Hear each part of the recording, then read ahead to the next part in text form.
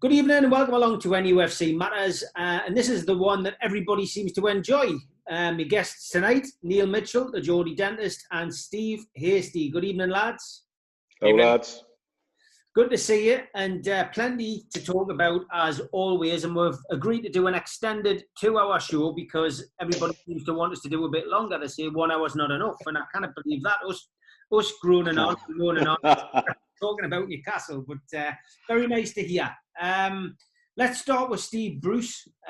We've had a press conference today, lads, and quite a lot to talk about. We'll talk about the takeover first, Neil. He did mention it, of course. He said that something rumbling on in the background and that he hadn't heard anything from anybody, but he was still in communication with Lee Charnley. But he basically just said, he'd rather just focus on the job ahead until he was told otherwise. So, didn't really expect much else from Steve Bruce on that, did we? Straight bad answer to an extent. Not as freewheeling as the last time he commented to the press, where he actually was pretty much insinuating that he was wanting to keep his job, etc. That said, for him to even reference it wouldn't be the norm. If Mike Ashley had come back, like apparently he was back for a day this week, and if he'd come back and quashed it, there's no way he would have said in the press conference something was rumbling on. You cannot really say much even if he knows more. So, you just take it at face value, really. In some respects, it's going to be good to have some football to focus on. It's going to be a distraction to the sideshow, the takeover, which, I think for everybody, I understand why a lot of people are getting weary of it. And so, yeah, I mean, but you're not going to get much more out of Bruce than that, really, are we? No, definitely not. Steve, I mean, it was pretty much what we expected, wasn't it? Yeah, it was. And as Neil said, you wouldn't get much out of him. I think, the press lads would have been sitting around, and the press lads from the football club, that is, and the press liaison officer would have been sitting there, and he'll have been briefed beforehand on what he can and can't say. He'll have asked the question, if I get asked it, should I mention this? Because they'll go through a briefing beforehand anyway, and he'll have been given a nod to say, you can say that, but don't move any further than that type of thing. That's the approach that the club would have done. And then as for the rest of it, as Neil says, yeah, there's a game on Sunday, and then another game in midweek, and the games are going to come thick and fast, and that's where Steve Bruce's main emphasis and concentration is going to have to be. He's got his squad there, and he's got to pick a team that he thinks can put in a performance in front of zero crowd or 350 people, whatever it happens to be. So we'll see what happens. Matty Longstaff obviously came up in conversation as well. All the journalists there today asking the right questions. Obviously, Steve Bruce came out and said that they're desperate for him to stay. He's a Newcastle fan who lives in North Shields. We've offered him a fantastic deal, and we hope that he takes it. It does rankle with me, though, when there's a situation going on, as there is clearly with Matty Longstaff, that surprise, he's injured at the weekend. He's not playing this weekend. I mean, what do you get? What are your gut instincts here? Neil first. What's your gut instinct about the Matty Longstaff situation? Do you think we're going to lose him?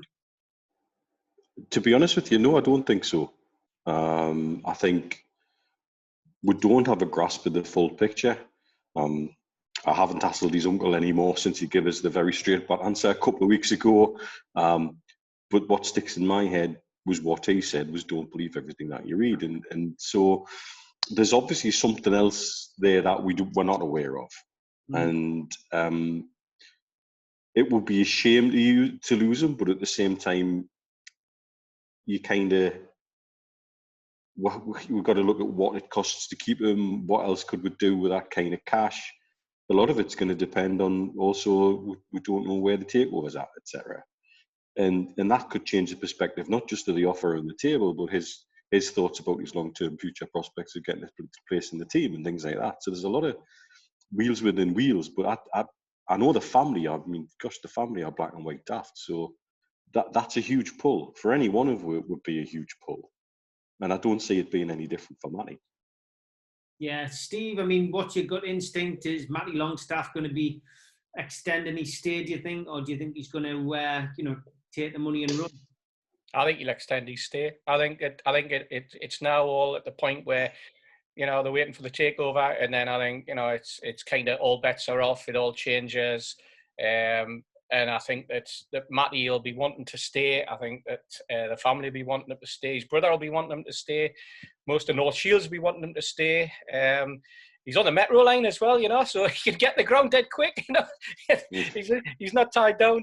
But no, seriously, I mean, you know, he's a local lad. You shouldn't be losing 19-year-old local lads who have the potential that Matty's got, and you know, has broken into a first team in the Premier League, you know, the top division in the world. You don't want to be losing a young lad with such potential. Especially at this particular juncture where the club's ready to take off once the takeover happens, you know, and Matty will be wanting to be part of that. Nobody in their right mind would be wanting to walk away from an opportunity as a Geordie. And I think he'll just bide his time, tick it through, see what happens, see when the takeover occurs, because, you know, we're going to talk about that over the next hour and a half probably. I think that's where Matty's standing. I mean, Bruce said today as well about the other players, the loan players and the out-of-contract players. He said that they'd verbally agreed to stay on and play till the end of the season, which he said was a good thing, which of course it is. I think we probably need to speak to Red Rose Michelle on this, but where do we stand on a verbal agreement? And are the Premier League going to go for that? Because I've got to be perfectly honest. If you did something like that in a Sunday league, for example, Neil, then I know for a fact that the Gated and District League that I used to manage and play in wouldn't be going for verbal agreements. It's got to be on paper. So it seemed a bit of a strange thing to say. And for me, it struck me as if, like, you know, Bruce didn't really know the answer to that and came out with the first thing that he could think of. It's a strange comment, unless there's a genuine reason why the club can't assign a physical contract at the moment. I mean, this is another thing we've got to basically turn my guns at the Premier League on. I had a little rant about it on Twitter through the week. You know, you've now got players. You've got Ryan Fraser at Bournemouth's not going to play for them again. You've got other players walking away from clubs. This should have been nailed down, written in stone, because we knew what was going to happen. The season's going to run beyond June 30th. So you're going to have teams suddenly losing players. If the MacNeils were playing in these playoffs that they've got coming up, they're down to 13 first team squad members now. Yeah. Because the players are being out and running out of contract. So if they'd got what they wanted to go into this sort of it's a knockout style 8-team wacky playoff system, they could be in the position going to Wembley with 13 fit players and 3 of them are goalkeepers. Yeah. You know, and that's just one example. You've got Premier League players saying, no, I'm not going to sign a new contract and I don't want to get injured. I don't want to jeopardise my chances of moving to another club. This should have been nailed down legally, watertight, force majeure. Yes, your contract says today there, but because of COVID, the contract's been extended. Again, Michelle would explain this a lot better as a lawyer.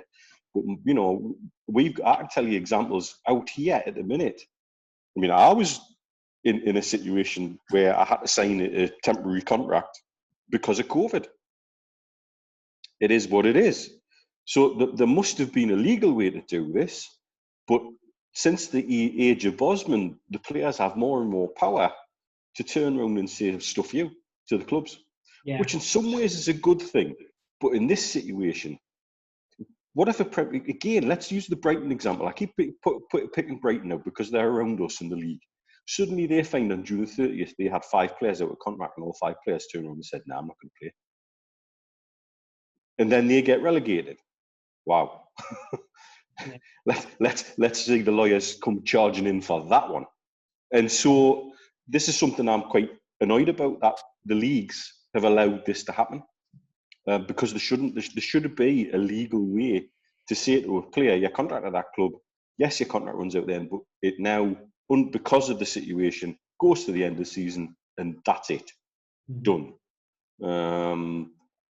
It's another failing of the people who administer our game to add to the list. Yeah. Steve, would you agree? Yeah, I do to a great extent, and I also add the fact that I'm sure FIFA and UEFA came out with statements a couple of weeks ago, and then reiterated it again when they talked about FFP in midweek, that contracts were allowed to be continued and extended. There wasn't to be an issue that clubs would be covered if they wanted to do that. So the onus was very much on the clubs and on the particular footballing body for that particular country to support it.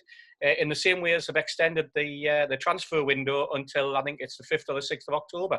So it's there. It's in black and white that it can happen. I suppose because you've got a contract. Like the phrase I wanted at Brighton, that you can turn around and you can say, I don't want to play. And if that's the case, then fine.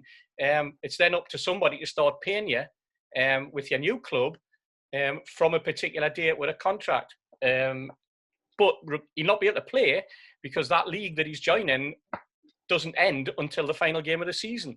So, Fraser's perhaps got it into his head, but clubs and their lawyers, they should have had this nailed down with agents and players, as Neil says, right at the very start. And it should have come from the top. It should have been directed from the Premier League. And I'll say it again, I feel as though what the Premier League have done as far as Project Restart, because we've read it and we've gone through it page by page, is that they've literally lifted the PDF that the Bundesliga produced, and they've copied it almost word for word, because everything that said was in that Bundesliga document 6 or 8 weeks ago when it came out. Yeah. We've had, it's Friday, and it wouldn't be Friday without a letter, of course, going in, objecting to Newcastle United. And yes. Angus MacNeil, the MP who is the chair for the International Trade Select Committee, he's written to the government following the release of the World Trade Organization's report into piracy, and he has said that Saudi Arabia should have no role in the future of UK sport. Fantastic, Neil. And what's your views on Angus MacNeil? Right, someone who the Daily Record has labelled the sleaziest politician in Scotland is trying to give us a morality lesson. Brilliant, brilliant. This is the man who was caught in bed with a 17-year-old and an 18-year-old while his wife was heavily pregnant. This is the man who was having an affair with a journalist using another SNP's house in London to have that affair, and that other SNP was also having an affair with that journalist. This is the man who is just, if you dig through his record, is unbelievable. He's been pulled up on expenses.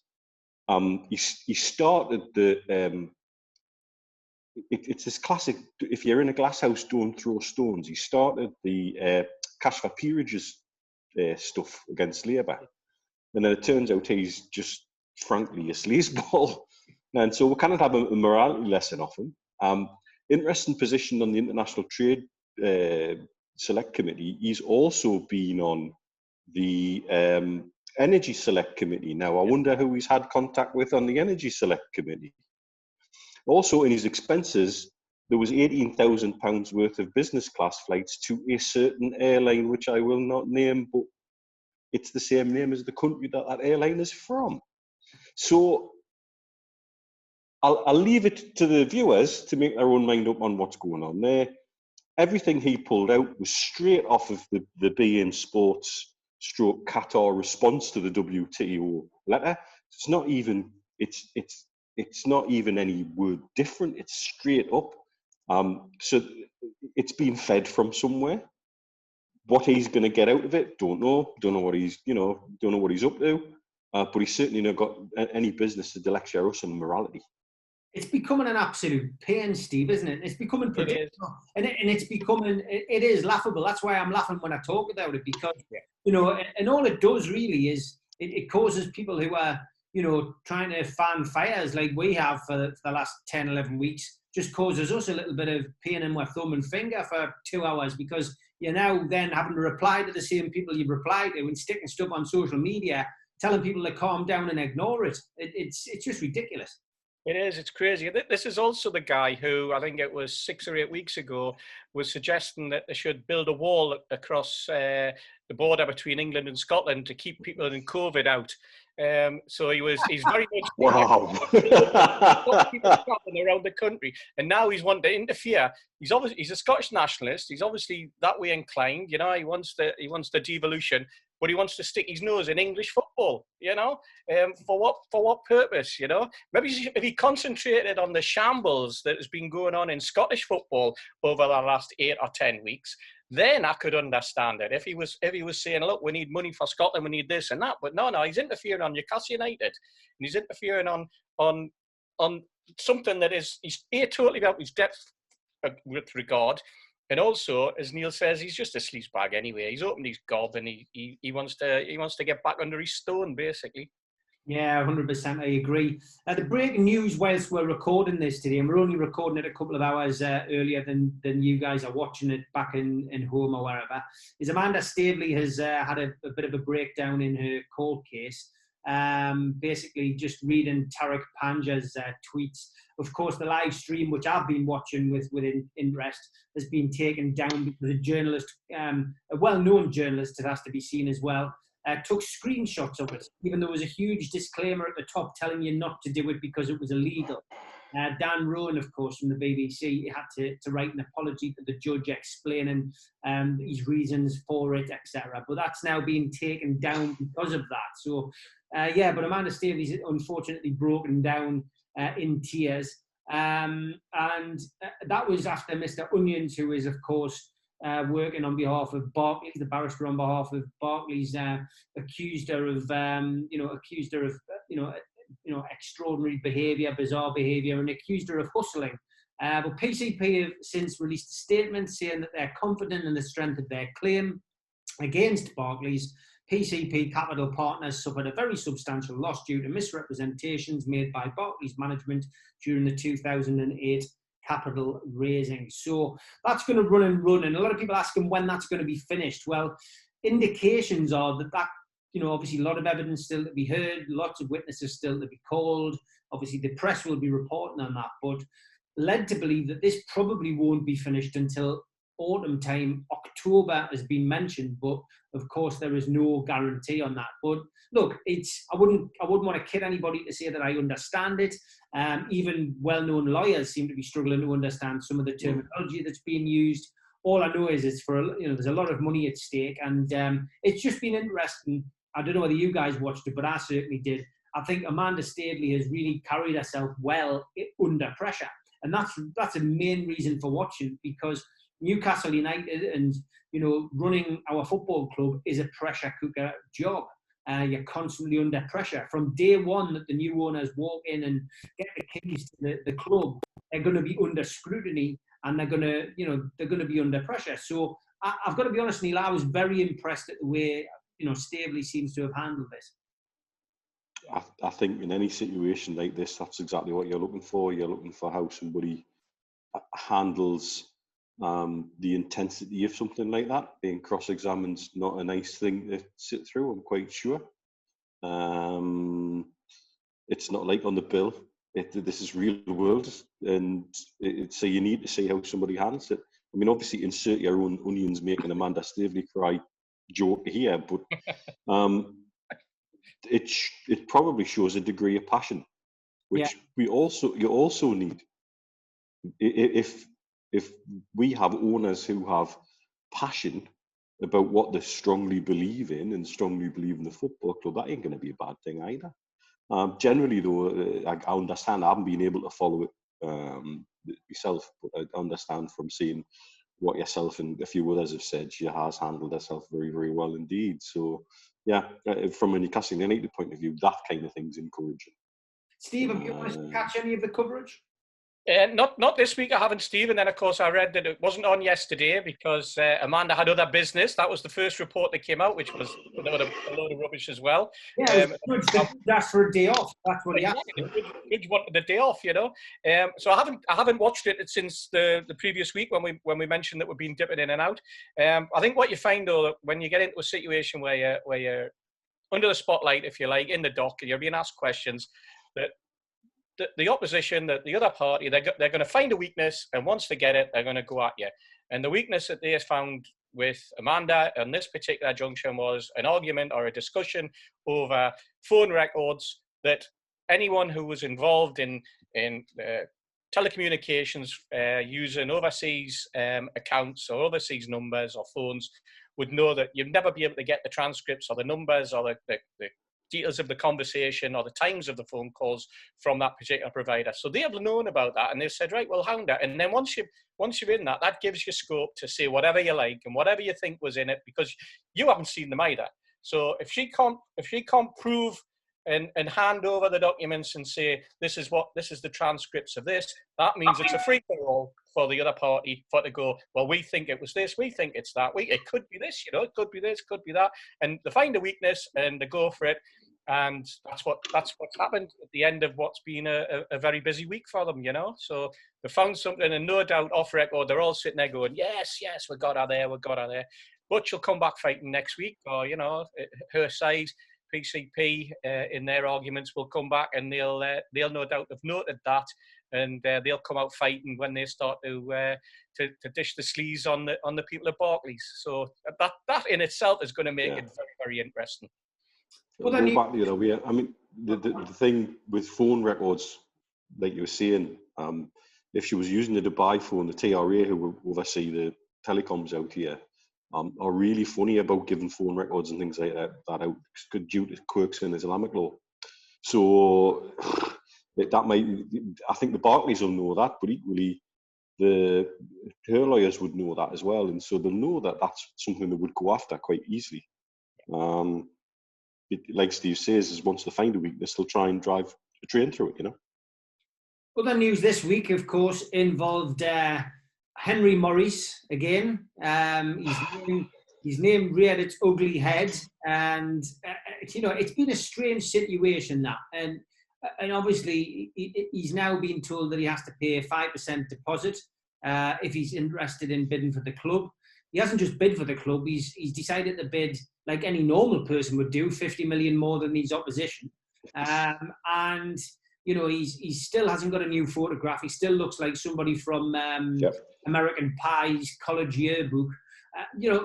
What's your take on that, Steve? Is it Mike Ashley trying to kick somebody up the backside here? Is he trying to kick Richard Masters in the Premier League up the backside with a bit of PR? Well, it's interesting you say that. Neil and I became aware of Maurice and his bid round about sort of late January, early February. The name crossed our path at that particular time, and it kind of did some digging around, found very, very little about him. And I think even if you do now, you find very little about him. I do know press guys. I've spoken to a couple who have confirmed that they were aware of his existence and his interest in Newcastle, or rather his existence, that is, back as far as way back as October. But what they also said was that at that particular point, he wasn't making any inroads towards Newcastle United. He wasn't interested. I'm now hearing from the same sources that when they've said, "Are you interested now?" his party are denying all knowledge of ever even having the conversations back in October. So I think there's a lot of smoke and mirrors being thrown around. Neil and I have an opinion on who's doing it, who's leading them, and why, and whether we can divulge it at this particular point. I'm not too sure. I'll leave that up to Neil because he's out the country and I'm still here. Go on then, Neil. Well, look, there's a name being given to us that we've also come across before in terms of brokering the deal involving Maurice, and we've come across him in contact with Bin Zayed Group.